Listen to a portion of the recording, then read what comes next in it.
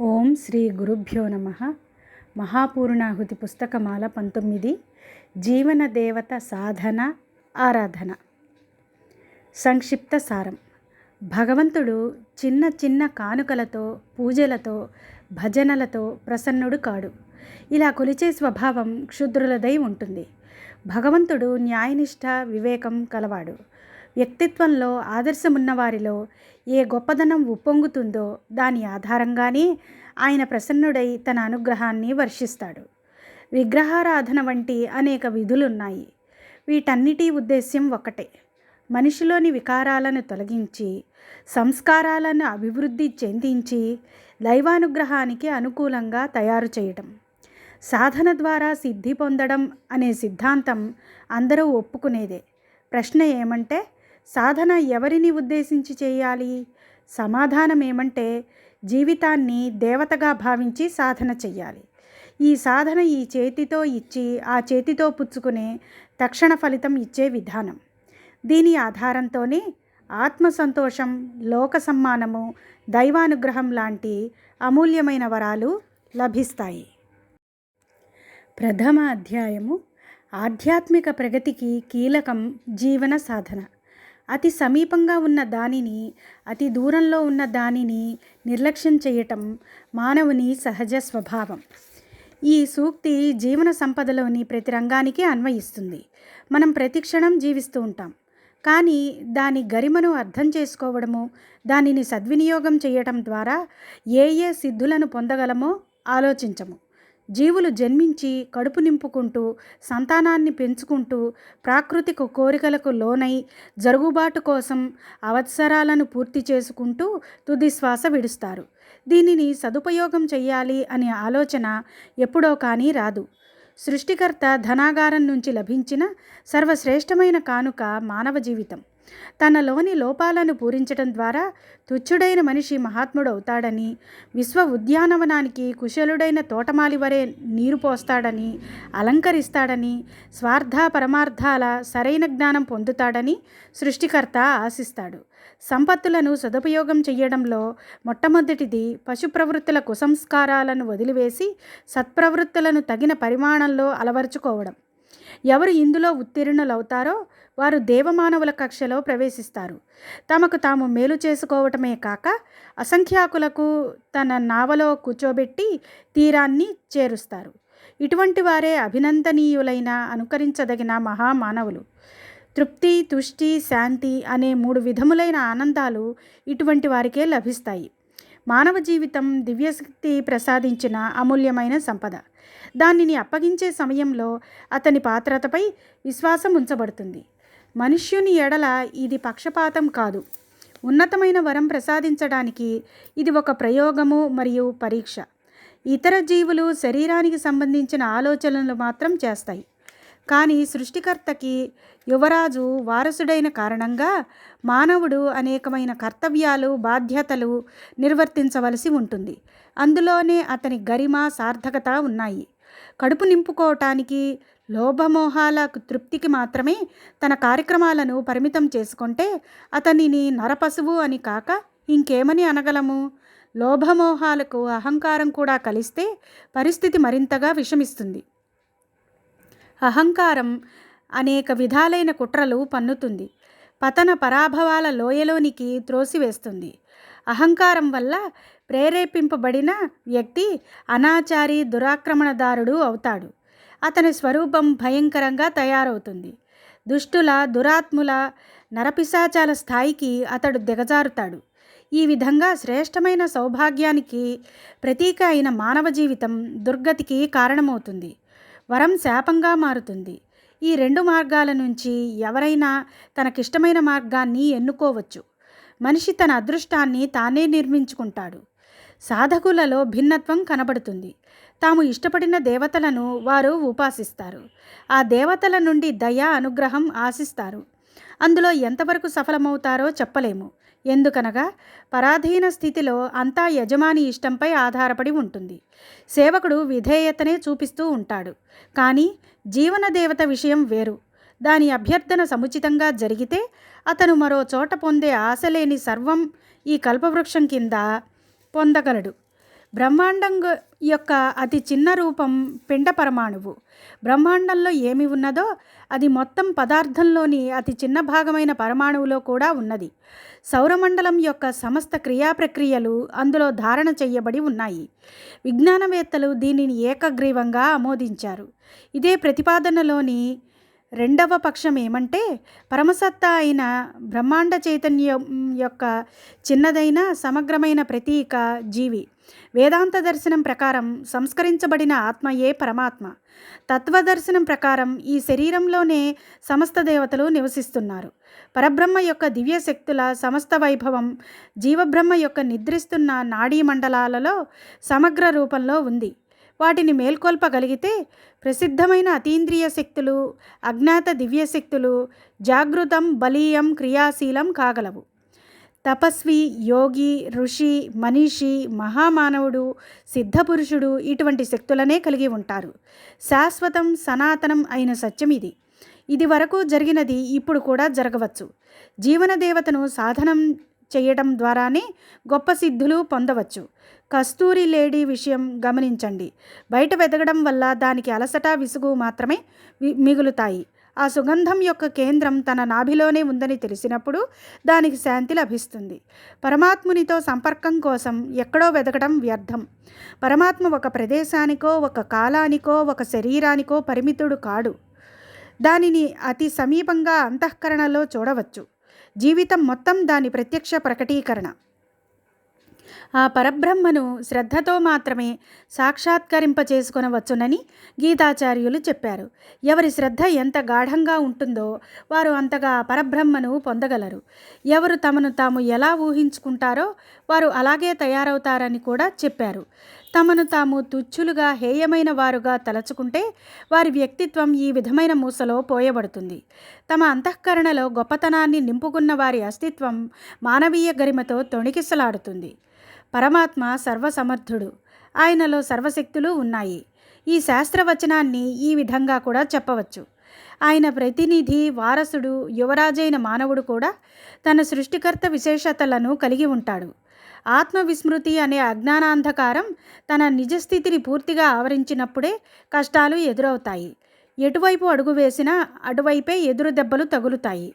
కానీ అంధకారం తొలగిపోయి వెలుగు చూడగలిగితే అంతా యథాతథంగా కనబడుతుంది. తన నిజస్వరూపాన్ని తెలుసుకొని సరైన మార్గాన్ని ఎన్నుకోవడంలో ఆలస్యం జరగకపోవటమే ఆత్మజ్ఞాన ప్రకాశం ఉదయించడం. గొర్రెల గుంపులో పెరిగిన సింహపు పిల్ల కథ మనందరికీ తెలిసిందే. తన చుట్టుపక్కల ఉన్న వాతావరణం, ఆచారాలు మనిషిని తన సమూహానికి పరిమితం చేస్తాయి. కానీ ఆత్మజ్ఞానం కలిగినప్పుడు ఆత్మశక్తి శుద్ధోసి, బుద్ధోసి, నిరంజనోసి అనే సిద్ధాంతాన్ని అక్షరాలా చరితార్థం చేస్తుంది. మానవుడు దారి తప్పిన దేవత అనే మాటలో అతనిని గురించిన నిజమైన విశ్లేషణను చూడవచ్చు. అతడు సరైన దారిలోనికి వస్తే అన్ని సమస్యలకు పరిష్కారం దొరుకుతుంది. సమస్తమైన భవబంధాల నుండి విముక్తి లభిస్తుంది. అజ్ఞానంలో చేసిన ఆలోచన వలన జరిగిన పొరపాటును సరిదిద్దుకునేందుకు మోక్ష మార్గం ఒక్కటే మార్గం. సాలెపురుగు తన శరీరం నుండి కారిన ద్రవంతో వలను తయారు చేసి అందులోనే చిక్కుకొని తిరుగుతుంటుంది. కానీ సంతోషం ఎక్కువైనప్పుడు ఆ వలను ఒక్కటిగా చుట్టివేసి మింగివేస్తుంది. హేయమైన జీవితం స్వయంకృతం. ఎలా ఆలోచిస్తే, కోరితే అటువంటి పరిస్థితులు ఏర్పడతాయో, ప్రాధాన్యతలు, కోరికలు, విధివిధానాలు మార్చుకుంటే పరిస్థితులు మారతాయి. నికృష్టుడు ఉత్కృష్టుడు అవుతాడు. క్షుద్రుడు మహాత్ముడు అవగలడు. సాధన ద్వారా సిద్ధి అనే సిద్ధాంతం సర్వసమ్మతం. అయితే ఎవరి కొరకు సాధన చెయ్యాలి అనేదే తెలుసుకోవాలి. ఇతరేతర ఇష్ట దైవాల స్వరూప స్వభావాలు మనం ఊహించినట్లు ఉన్నాయో లేవో చెప్పలేము. ఇందులో సందేహించడానికి స్పష్టమైన కారణమున్నది. ఈ విశ్వవ్యవస్థ అంతా ఒక్కటే. సూర్యుడు, చంద్రుడు, వాయువు సర్వవ్యాప్తములు. భగవంతుడు కూడా సర్వజనీనుడు, సర్వవ్యాపి. మరి ఆయనకు అన్ని రూపములు ఎలా వచ్చాయి? ఆయన యొక్క వివిధ ఆకారాలను, గుణస్వభావాలను మనం ఎలా అర్థం చేసుకోవాలి? పై విశ్వాసం నిజమైతే ఆయన స్వరూపం సర్వవ్యాప్తం కావాలి. వివిధ మతాల కారణంగా ఆ స్వరూపం అనేక విధాలుగా ఉంటే అది విశ్వాసాల చిత్ర విచిత్రమైన వ్యక్తీకరణమని భావించాలి. ఇటువంటి దశలో నిజం ఎలా తెలుసుకోవాలి? ఈ ప్రశ్నకు సరైన సమాధానం ఏమంటే జీవితాన్నే జీవం కలిగిన జాగృతమైన దేవతగా భావించడమే. దానిపై పేరుకున్న కషాయ కల్మషాల క్షాళనకు ప్రయత్నించడమే. నిప్పుకడి పుక్కపై పేరుకున్న బూడిద పొర వల్ల అది నల్లగా కనబడుతుంది. ఆ పొరను తొలగిస్తే లోపల దాగి ఉన్న నిప్పురవ్వ స్పష్టంగా కనబడుతుంది. సాధన ఉద్దేశం ఈ పొరలను తొలగించడమే. గాఢ నిద్ర నుండి మేలుకొలపడం అని కూడా దీన్ని వర్ణించవచ్చు. ఆధ్యాత్మ విజ్ఞాన తత్వవేత్తలు అనేక విధములైన సాధనా పద్ధతులను తెలియపరిచారు. వాటిని లోతుగా విశ్లేషణ వివేచన చేస్తే తెలిసేదేమంటే అవి చిహ్న పూజలు తప్ప మరేవీ కాదని. ఆత్మశుద్ధి కొరకు పసిపిల్లలకు అందించే ప్రతిపాదనలవి. పాత్రతను తీక్షణతను పెంపొందించుకొనడమే యోగానికి తపస్సుకు లక్ష్యం. పాత్రత ఒక అయస్కాంతం.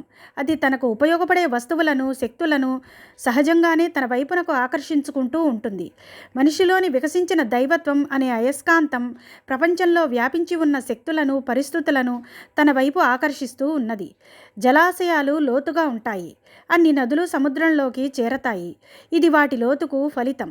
పర్వత శిఖరాలపైన చల్లదనం పెరగడం వల్ల మంచు పేరుకుపోయినా ఉష్ణం పెరిగితే అది కరిగిపోయి నదుల ద్వారా సముద్రంలోకి చేరి ఆగిపోతుంది. దీనినే పాత్రత అంటారు.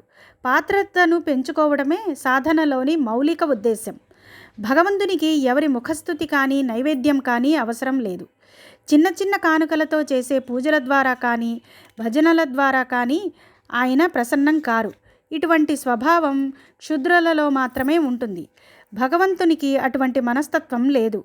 ఆయన న్యాయనిష్ట వివేకం కలవాడు. వ్యక్తిత్వంలోని ఉత్కృష్ట ఆదర్శవాదం వల్ల ఉద్భవించే గొప్పతనం ఆధారంగానే ఆయన ప్రసన్నుడై అనుగ్రహం వర్షిస్తాడు. ఆయనను బుజ్జగించడానికి ప్రయాసపడేవారి బాల్యక్రీడ నిరాశనే ఇస్తుంది. ఋషి అడిగాడు, కస్మై దేవాయ హవిషా విధేమా అనగా మేము ఏ దేవుని భజన చేయాలి? దానికి ఖచ్చితమైన సమాధానం ఆత్మదేవుని కొరకు. ఆలోచనలు అంటే చింతన, నడవడి అనగా చరిత్ర, వ్యవహారము అనే గీటురాయిపై శ్రేష్టతను సిద్ధింపజేసుకునే స్థితియే 100% బంగారం. చెట్లపైన పూలు పండ్లు పైనుండి రాలిపడి అక్కడ అతుక్కోవు. భూమి నుండి పీల్చే సారం ద్వారానే చెట్లు పెరిగి పుష్పించి ఫలిస్తాయి. వేళ్ళు మన లోపలే ఉన్నాయి. అవి మన సంపూర్ణ వ్యక్తిత్వాన్ని ప్రభావితం చేస్తాయి. దీని ప్రఖరత ఆధారంగానే సిద్ధులు శక్తులు ప్రాప్తిస్తాయి. వాటి ఆధారంగానే ఆధ్యాత్మిక గరిమ భౌతిక ప్రగతి లభిస్తాయి. లేని పాత్రత ఇతరుల ముందు చెయ్యి చాచి బ్రతిమాలడం వలన లభించదు. ఆ దానం ఇచ్చేవాడు భగవంతుడైనా సరే తమకు తాము సహాయం చేసుకునే వారికి ఇతరులకు సహాయం చేసేవారికి మాత్రమే భగవంతుడు సహాయం చేస్తాడు. ఆత్మ పరిష్కారము ఆత్మశోధన ఇదే జీవన సాధన. దీనినే పరమపురుషార్థం అంటారు. ఈ లక్ష్యాన్ని అర్థం చేసుకున్నవారు ఆధ్యాత్మ తత్వజ్ఞానం యొక్క రహస్యాన్ని మార్గాన్ని హస్తగతం చేసుకుని చరమ లక్ష్యాన్ని చేరే రాజమార్గాన్ని కనుగొంటారు. 2వ అధ్యాయం త్రివిధ ప్రయోగాల సంగమం. గంగా యమున సరస్వతుల త్రివేణి సంగమం తీర్థం అయింది. బ్రహ్మ విష్ణు మహేశ్వరులు దేవాదిదేవులు, సరస్వతి లక్ష్మీ కాళీ శక్తులకు అధిష్టాన దేవతలు. మర్త్యలోకం పాతాళం స్వర్గం 3 లోకాలు. గాయత్రికి 3 చరణాలు. వాటిని వేదమాత దేవమాత విశ్వమాత అనే పేర్లతో తెలుసుకొనగలం. జీవనశక్తికి 3 పక్షములున్నాయి. అవి చింతన ఆలోచనలు, చరిత్ర నడవడిక, వ్యవహారము ఆచరణ. వీటిని ఈశ్వరుడు జీవుడు ప్రకృతి అని చెప్తారు. వీటిని ఆత్మ శరీరం ప్రపంచం అని కూడా చెప్పవచ్చు. ఈ విధంగా త్రివర్గములే అంతటా కానవస్తాయి. పుట్టుక పెరుగుదల విలయాల రూపంలో ప్రకృతిలోని అనేక పరిణామాలు వీటి ఆధారంగానే జరుగుతూ ఉంటాయి. జీవితం 3 భాగాలుగా విభజించబడింది. ఆత్మ శరీరం పదార్థ సంపర్కం. శరీరాన్ని ఆరోగ్యంగా అందంగా ఉంచడానికి ప్రయత్నం చేస్తాము. ఆత్మను పరిశుద్ధంగా శ్రేష్టంగా తయారు చేస్తాము. వైభవం కోసం ప్రపంచం నుండి ఉపకరణాలను సేకరిస్తాము.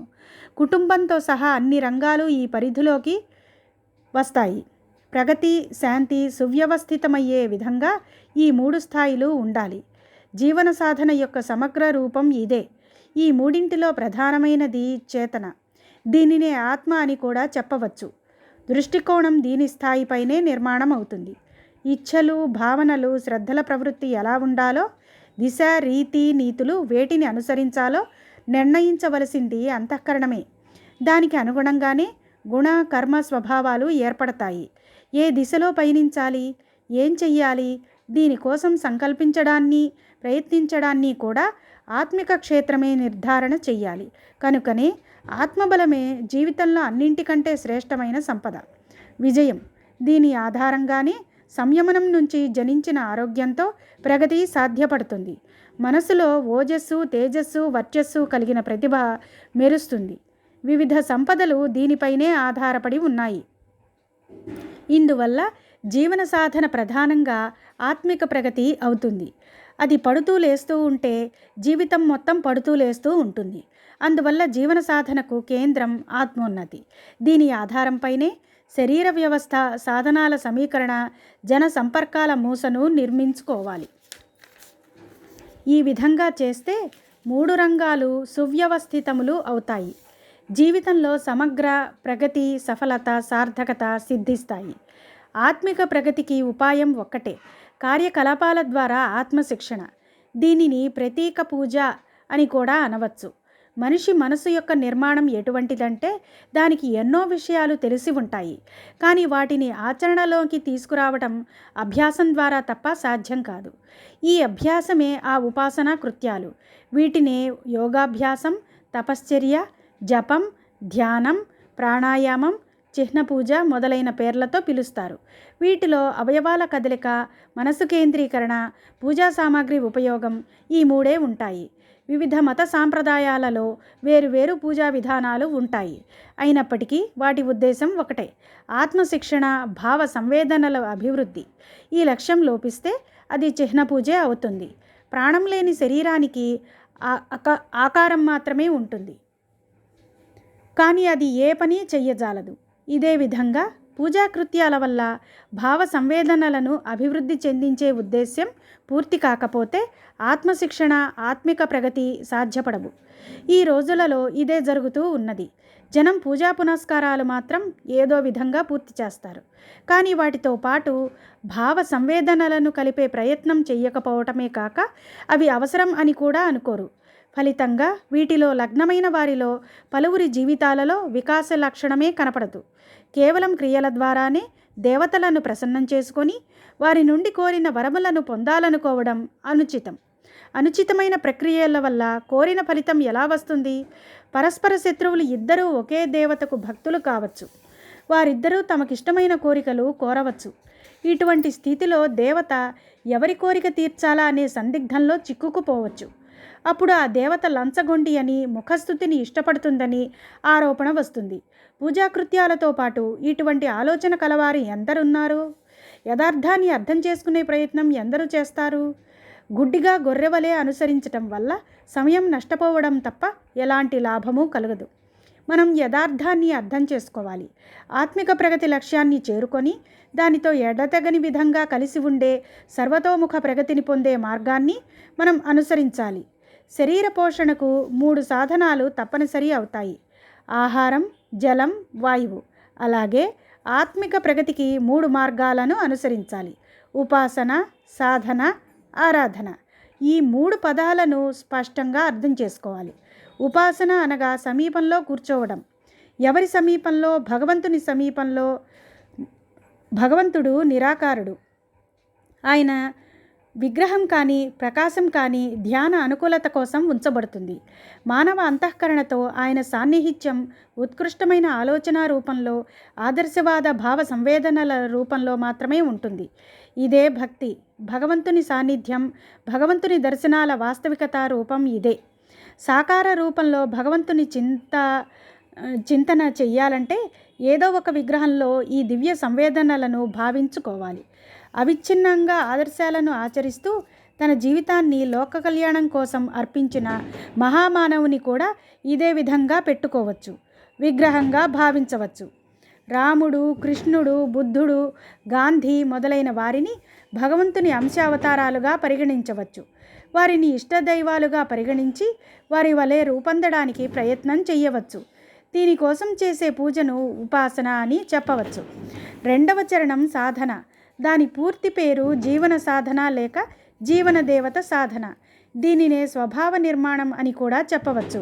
చింతనలో సంవేదనలను ప్రోగు చేసుకోవడం ఉపాసనా రంగంలో జరుగుతుంది. కానీ భౌతిక చర్యల విధి విధానం జీవన సాధనలోకి వస్తుంది. ఇందులో ఆహార విహారాలు, ఆచార వ్యవహారాలు, సంయమనం, కర్తవ్యపాలన, సద్గుణాల అభివృద్ధి, దుష్ప్రవృత్తుల నిర్మూలన మొదలైనవి ఉంటాయి. సంయమశీలం, క్రమశిక్షణ, సువ్యవస్థితమైన క్రియాకలాపాలను ఆచరించడం ఇదే జీవన సాధన. సర్కసులోని అడవి జంతువులను సుశిక్షిత కళాకారులుగా తయారు చేస్తారు. రైతు ఎగుడు దిగుడుగా ఉన్న నేలను సమతలంగా వ్యవసాయానికి అనువుగా తయారు చేస్తాడు. తోటమాలి క్రమపద్ధతిలో చెట్లను నాటి ఉద్యానవనాన్ని అందంగా తయారు చేస్తాడు. అదేవిధంగా జీవితాన్ని శ్రేష్టంగా సదుపయోగం చెయ్యబూనడమే జీవన సాధన. ఇది జరిగినప్పుడే ఆత్మలో పరమాత్మ అవతరించడం సంభవిస్తుంది. ఉతికిన బట్టకు మాత్రమే రంగు వేయగలము. మంచి నడవడిక గల వ్యక్తే నిజమైన భగవద్భక్తుడు కాగలడు. దేవుని వరాలు ఇటువంటి వ్యక్తులపైననే వర్షిస్తాయి. స్వర్గం, ముక్తి, సిద్ధి, సంతోషం, తృప్తి, శాంతి వంటి దివ్యశక్తులు మంచి నడవడిక కలవారికే లభిస్తాయి. వారిలో సద్భావన, అణకువ, సంస్కారములు పొంగి పొరలుతాయి. సామాన్యులుగా ఉంటూనే ఇటువంటి వారు మహామానవులు, దేవమానవులు అవుతారు. 3వ చరణం ఆరాధన. దీనిని అభ్యర్థన, అర్చన అంటారు. దీనినే పుణ్యపరమార్థం, లోక కళ్యాణం, జన కళ్యాణం అని కూడా అంటారు. ఈ పరమార్థం విరాట్ బ్రహ్మ యొక్క సాకార స్వరూపం. ఇందులో నివసించే ప్రాణులను, పదార్థాలను, పరిస్థితులను సరైన స్థితిలో ఉంచడంలో లగ్నం కావడమే ఆరాధన. సామాజిక జీవి అయిన కారణంగా మనిషి వివిధ స్థాయిలలో అందరికీ రుణపడి ఉంటాడు. దీనిని తీర్చడానికై అతను ధర్మపరాయణుడై ఉండాలి. సర్వతోముఖమైన ప్రగతి కోసం సాధన, స్వాధ్యాయం, సంయమనం, సేవ అనే 4 ఆధారాలు అవసరం.